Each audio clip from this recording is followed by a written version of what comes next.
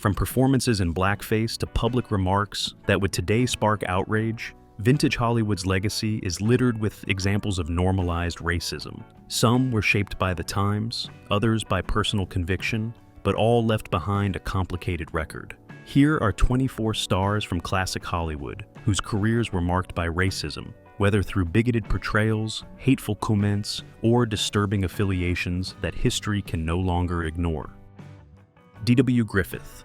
D.W. Griffith is hailed as the father of modern filmmaking, but also credited with creating cinema's most racist landmark. His 1915 epic The Birth of a Nation revolutionized cinematic technique while simultaneously glorifying the Ku Klux Klan and demonizing Black Americans. In Griffith's twisted Civil War narrative, white actors in blackface portray Black characters through deeply offensive and harmful stereotypes. A pivotal scene implies a white woman chooses death over a perceived threat, reinforcing dangerous racial myths. The backlash was immediate. Protests erupted across the U.S., and the NAACP condemned the film as hate-filled propaganda. Griffith, rather than express remorse, fired back with Intolerance 1916, claiming birth was misunderstood. He even penned a self-righteous pamphlet defending his freedom of speech, but the damage was done. Birth of a Nation reshaped cinema, but also fueled the resurgence of hateful ideology and real-world violence. Today, Griffith's technical achievements are studied in film schools, but always with a heavy caution. Walt Disney. Walt Disney's legacy sparkles with castles, cartoons, and childhood nostalgia, but beneath the fairy dust lies a deeply controversial past. In 1946, Disney released Song of the South, a film that romanticized the plantation era and presented Black characters as cheerful and subservient. Civil rights groups, including the NAACP, slammed the movie's blatant racial stereotyping, but that wasn't all. In 1938, Disney welcomed Leni Riefenstahl, Hitler's personal filmmaker, to tour his studio just weeks after Kristallnacht. Accusations of anti-Semitism and sexism dogged him throughout his life, some substantiated by a 1938 rejection letter from his studio stating women had no place in creative roles. Decades later, actress Meryl Streep reignited the debate, calling Disney a gender bigot and pointing to his affiliation with a lobbying group known for racist and anti-Semitic rhetoric. Even beloved classics like Dumbo and Peter Pan feature cringe-worthy racial caricatures. Though some colleagues defended him as misunderstood or a man of his time, the evidence lingers. Disney's empire may sell magic, but its founder's personal history reminds us that even dream factories can be built on prejudice. John Wayne. John Wayne wasn't just a cowboy on screen, he was a cultural symbol of rugged American masculinity. But in 1971, his image took a disturbing turn when he gave Playboy one of the most openly racist celebrity interviews of the 20th century. Wayne made openly racist remarks, expressing belief in white superiority, justifying it by saying Black people weren't yet responsible enough for leadership. He further disparaged Native Americans, framing them as obstacles to settler expansion. These remarks weren't casual slips, they reflected deep-rooted prejudice. He also aligned himself with the ultra-right-wing John Birch Society and routinely opposed civil rights progress.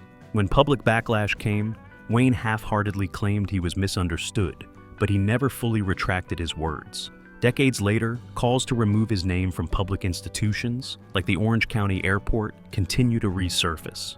Wayne's macho legend can't overshadow the harm caused by his unapologetic bigotry. His Playboy interview remains a glaring reminder that Hollywood's most iconic heroes were often deeply flawed, and sometimes frighteningly proud of it. Walter Brennan.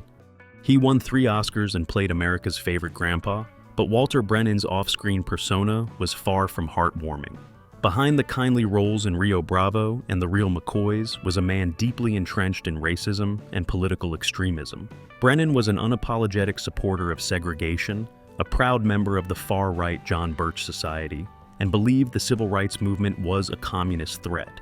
He reportedly reacted disturbingly to Martin Luther King Jr.'s assassination and supported violent crackdowns during the Watts riots, even suggesting extreme measures. Former colleagues described Brennan as frequently making offensive comments and expressing extreme political views, particularly against minorities and perceived communists. He even financed ads for segregationist politicians. For years, his dark ideology was hidden behind his Hollywood charm. But today, Brennan's name resurfaces in discussions of how racism festered quietly in Golden Age Hollywood. Hedda Hopper. No one whispered poison like Hedda Hopper. The hat-wearing gossip columnist wasn't just Hollywood's rumor queen, she was also a megaphone for racist and anti-Semitic rhetoric. At her peak, Hopper's column reached over 35 million readers. With that influence, she pushed a political agenda that embraced blackface portrayals, marginalized minority communities, and echoed extremist rhetoric. She praised Song of the South, defended stereotypical mammy roles, and condemned civil rights efforts as damaging. She even tried to sabotage foreign-born actors like Vivien Leigh, bristling at the idea of an English girl playing Southern Scarlett O'Hara. Privately, she spread harmful stereotypes, reportedly targeting Charlie Chaplin with xenophobic and anti-Semitic remarks. Hopper made no secret of her disdain for progressive politics and minority representation, hiding hate behind patriotism. In modern portrayals, such as Netflix's Hollywood, her prejudice is exposed without softening. Ronald Reagan. Long before he became president, Ronald Reagan was an actor, and later, a governor, who harbored more than a few disturbing views. In the leaked call, Reagan used deeply offensive language to mock African UN delegates, a moment that resurfaced in 2018 and shocked many. Nixon laughed, and later repeated the slur. The tape was hidden for decades, but emerged in 2018, sparking outrage. Reagan's defenders argued he was joking for a product of his time, but the language was undeniably vile. This wasn't an isolated moment either. Reagan's political rise was steeped in racially coded messaging. He opposed fair housing laws in California and launched his 1980 presidential campaign with a speech about states' rights in Mississippi, just miles from where civil rights workers had been murdered. When the slur surfaced, black leaders called it proof of what they'd long suspected. To critics, the recording confirmed long-held suspicions that Reagan's charm may have concealed more troubling beliefs. Though he faced no consequences in his lifetime, this revelation reshaped how many view his legacy. Mickey Rooney. Few roles have aged as poorly as Mickey Rooney's Mr. Yunioshi in Breakfast at Tiffany's, 1961. Rooney's portrayal, featuring exaggerated prosthetics and a caricatured accent, is now widely criticized as a glaring example of yellowface in classic cinema. At the time, it drew little protest, but decades later, as Asian American voices gained traction, it became a symbol of mainstream racism disguised as comedy. Rooney, however, never truly acknowledged the harm. In interviews as late as 2008, he expressed shock that anyone found the role racist, insisting Asians had thanked him for being so funny. When pushed, he gave a non-apology. "If I'd known people would get offended, I wouldn't have done it." Then, with oblivious irony, he added, "Those that didn't like it, I forgive them." The dismissiveness was jarring. Today, his Yunioshi is cited in classrooms and documentaries as a textbook case of yellowface. Laurence Olivier. In 1965, one of Britain's most celebrated actors made a decision that continues to haunt his legacy. Laurence Olivier, revered for his Shakespearean prowess, took on the role of Othello and performed it in full blackface. With dark mahogany makeup, exaggerated facial expressions, and a theatrical racialized accent, Olivier's portrayal veered into uncomfortable parody. Critics initially praised the performance for its boldness. He even earned an Oscar nomination, but modern audiences view it as a deeply racist misstep. More troubling was the fact that no black actors were seriously considered for the role. Olivier's Othello is now taught as an example of how even prestigious productions can perpetuate racism. His exaggerated mannerisms, mimicking minstrel-style performance, and visual appearance created what many today describe as a shameful artifact of outdated casting practices. Campus controversies have erupted over screenings of the film, and professors have been reprimanded for showing it. Olivier reportedly felt surprised by the backlash later in life. Al Jolson. He was America's first multimedia superstar, but Al Jolson's legacy is smeared in burnt cork and minstrel paint. In the 1920s and 30s, Jolson was known for his rousing musical performances, nearly all of them done in full blackface. His most iconic role came in The Jazz Singer, 1927, where he delivered the now famous line, "You ain't heard nothing yet," while wearing theatrical makeup and stylized costuming. Jolson often claimed he respected black culture and even promoted black musicians off stage. But on stage, he He often embodied exaggerated caricatures, portrayals that today are widely recognized as rooted in offensive stereotypes. One of his signature songs was Mammy, which he performed in theatrical fashion with dramatized affectations. Though he was celebrated in his time, civil rights groups eventually condemned his act as offensive and damaging. Today, the Jim Crow Museum calls Jolson's career buried under a layer of blackface. His popularity doesn't excuse racism. Fredric March. Fredric March was a two-time Oscar winner whose reputation took a posthumous hit over a decades-old college affiliation. In 1919, while at the University of Wisconsin, March was a member of an interfraternity society, unfortunately named the Ku Klux Klan Honorary. Despite the alarming title, historical research later confirmed it had no formal ties to the white supremacist Klan. Still, the optics were troubling enough. When this connection resurfaced in 2018, students and activists protested, prompting the university to remove March's name from a campus theater in the name of inclusivity. Ironically, March spent much of his adult life supporting progressive causes, including civil rights and anti-fascist movements. He was even targeted by McCarthy-era blacklists for his liberal activism. There's no record of him expressing racist views, and his career reflects a commitment to social justice. Still, the symbolic weight of that early affiliation proved enough to spark backlash. March's story is a reminder of how youthful associations, even if misunderstood, can complicate a legacy in today's cultural climate. Freeman Gosden and Charles Correll. Long before sitcoms moved to television, Freeman Gosden and Charles Correll ruled the airwaves with their hit radio show, Amos and Andy. But behind the laughs was a toxic brew of racist caricature and blackface comedy. The white duo voiced black characters using heavily exaggerated speech patterns and comedic tropes that today are viewed as deeply offensive. The show aired to massive success starting in 1928, despite fierce criticism from the NAACP, who called it a gross libel of black Americans. Even when Amos and Andy moved to television with actual black actors, the same tired tropes remained, sparking nationwide protests. CBS ultimately canceled the show, and by 1960, reruns were pulled entirely. Gosden and Correll maintained they were simply entertaining, but their brand of humor trafficked in deep-rooted stereotypes. Today, Amos and Andy is rarely aired, considered one of the most damaging representations of black people in media history. Stepin Fetchit Lincoln Perry. He broke barriers and reinforced them. Lincoln Perry, better known as Stepin Fetchit, was the first black actor to become a millionaire in Hollywood. But the role that made him famous, the slow-talking, shuffling, lazy man-child, also turned him into one of history's most damaging racial stereotypes. Fetchit appeared in dozens of films in the 1930s, often portraying characters written as fearful, subservient, or naive. The NAACP condemned his portrayals, urging studios to drop the character. Perry defended his performance, insisting it was clever subversion, outsmarting white folks by playing dumb. Some scholars have tried to reclaim his legacy, pointing out he thrived in a racist industry with limited options. And indeed, in 1976, the NAACP honored him for paving the way. But the image he left behind, the face of laziness and ignorance, stuck hard. To this day, Stepin Fetchit remains a cultural flashpoint. Jerry Lewis. Jerry Lewis made America laugh, but not every joke aged well. In Hardly Working, 1981, a film from the later part of his career, Lewis performed a now widely criticized impersonation of an Asian character. He plays a character working at a hibachi grill, with heavily stylized makeup, exaggerated mannerisms, and an affected accent intended to mimic Asian stereotypes. A critic said, even Mickey Rooney would be offended. Lewis thought it was funny enough to feature on the film's poster. Unfortunately, this wasn't a one-off.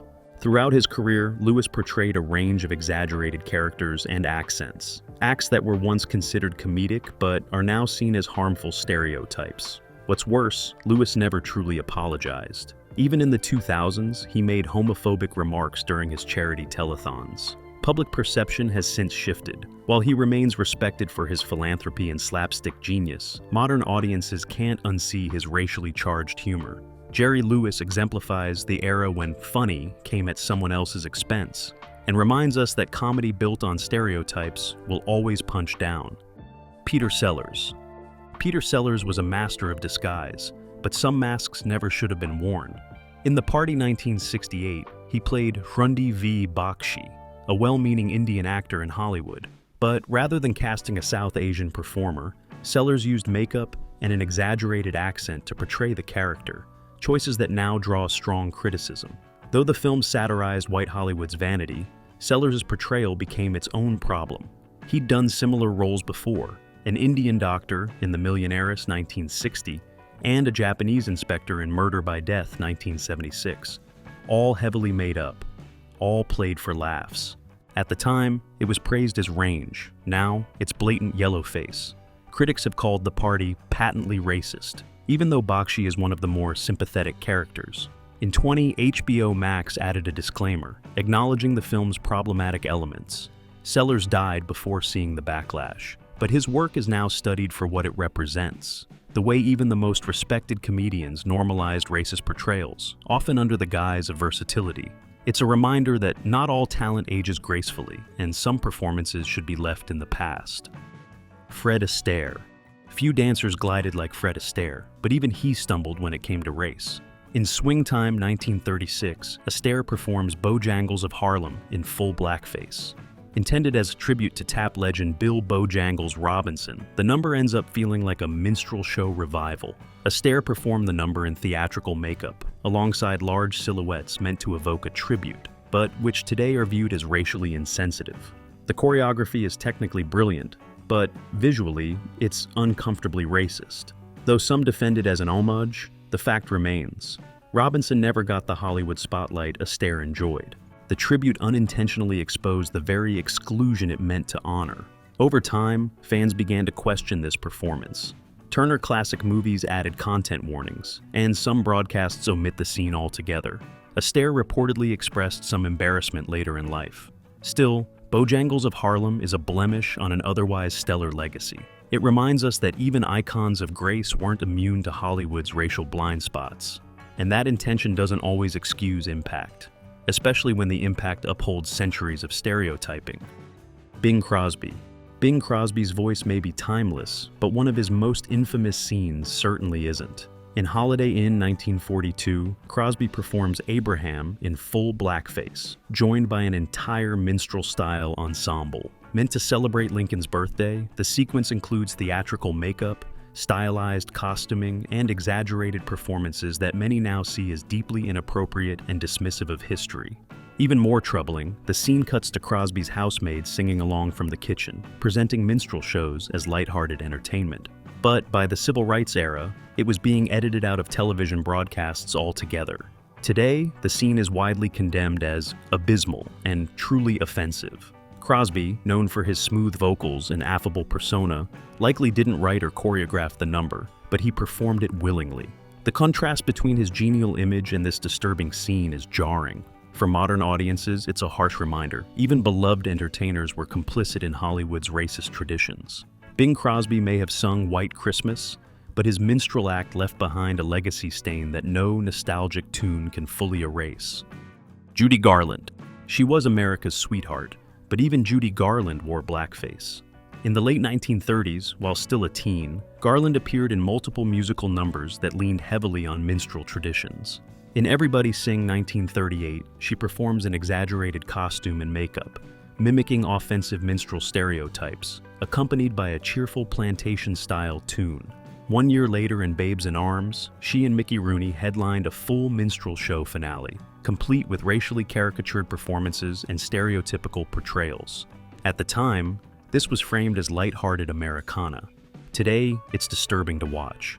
Garland herself later called the routine silly, but admitted she didn't question the studio's orders. The NAACP criticized these performances even then.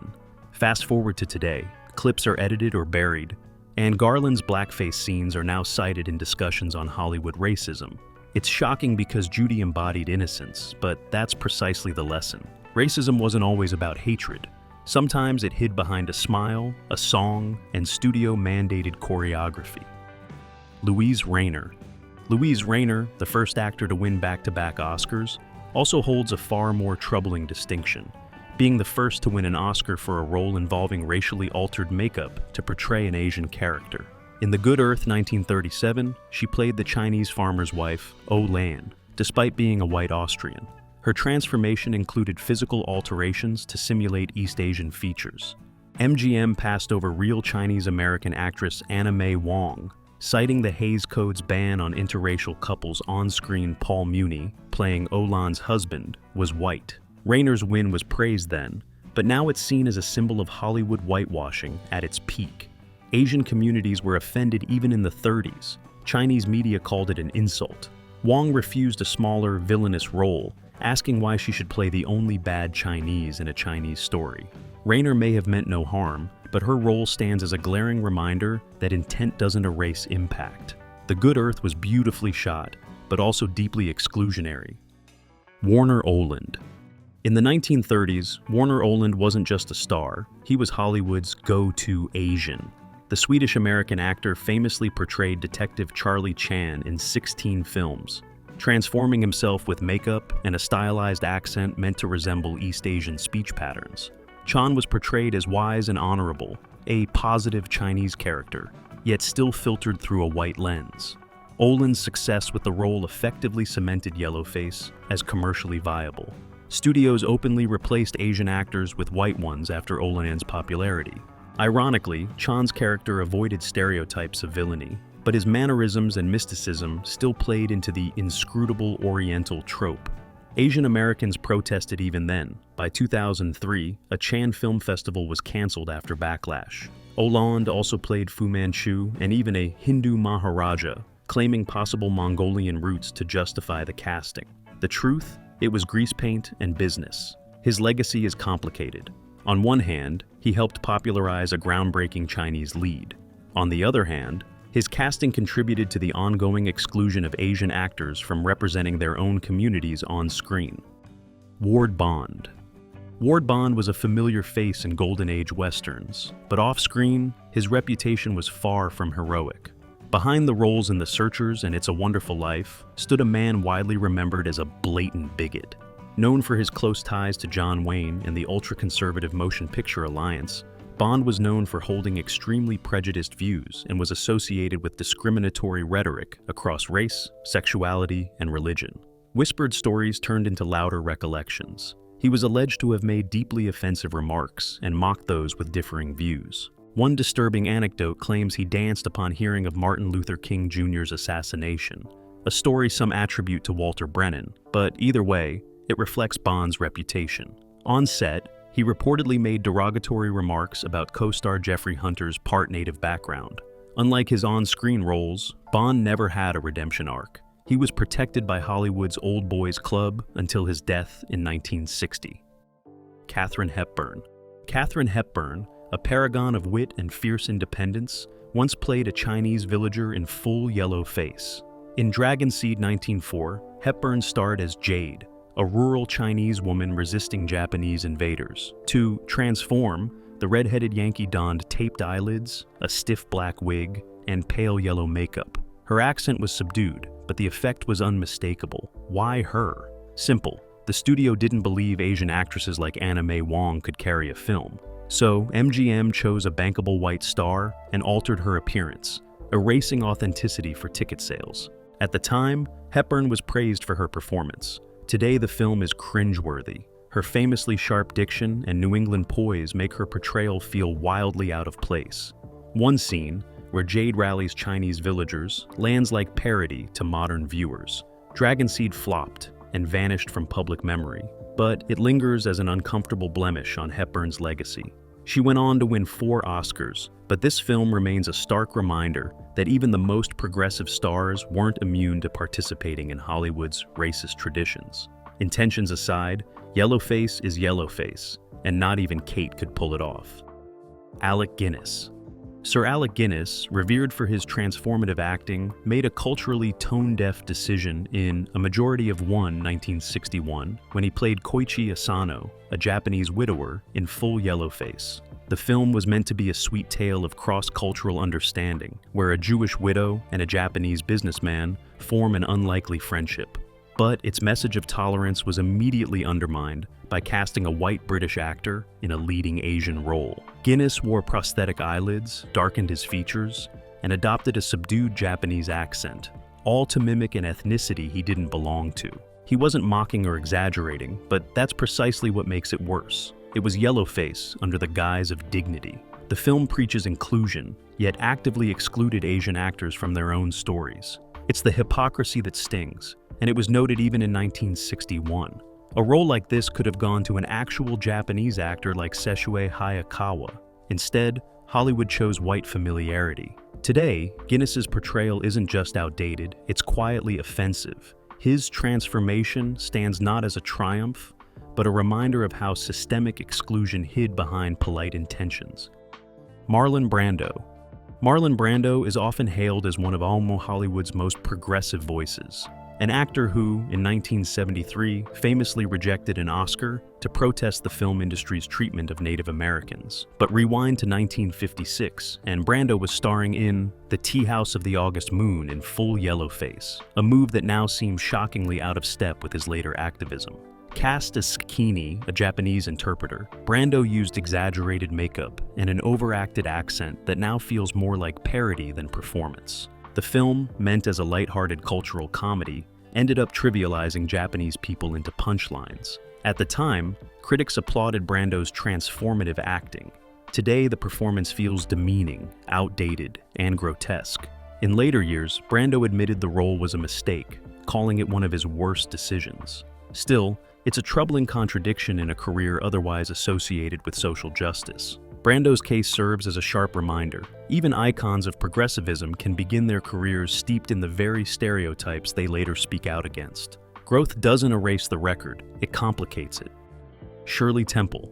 Shirley Temple danced and sang her way into America's heart, often seen as the epitome of childhood innocence. But her earliest films reveal how even the most wholesome images were steeped in the racial attitudes of their time. As a young star in the 1930s, Temple frequently appeared alongside black actors like Bill Bojangles Robinson, forming one of Hollywood's first on-screen interracial duos. While that was groundbreaking, many of her scenes still leaned into deeply problematic tropes, minstrel-style imagery, stereotypical costumes, and overly romanticized depictions of plantation life. In The Littlest Rebel in 1935, for instance, enslaved black characters are presented as cheerful background figures to her bubbly presence, reducing their suffering to sentimental window dressing. Temple was a child, of course, not the architect of these portrayals. She later spoke fondly of Robinson and expressed pride in their partnership. Still, her early roles serve as an uncomfortable lens into how racism in entertainment didn't always wear a scowl. It often hid behind a song, a smile, and a twirl. Thank you for watching. If this video shed new light on the darker corners of old Hollywood, please leave a comment, like, and subscribe to the channel.